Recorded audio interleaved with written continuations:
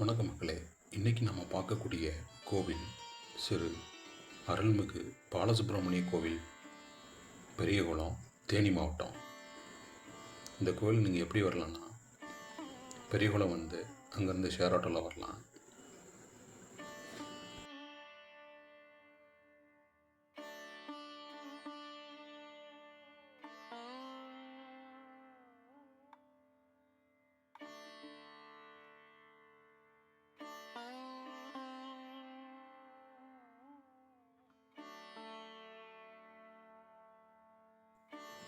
ராஜராஜ சோழனுக்கு என்னாச்சு? அவர் ஏன் இந்த கோயிலுக்கு வந்தார்? அவருக்கு குழந்தை கிடைக்கலன்றது உண்மையா? இப்படி பல கேள்விக்கு இந்த கோயிலை விட கிடைக்கிது. அருணகிரிநாதர் ஏன் இந்த கோயிலுக்கு வந்தார்? அவருக்கு என்ன கிடைச்சது? அதுவும் இந்த கோயிலை விட இருக்கு.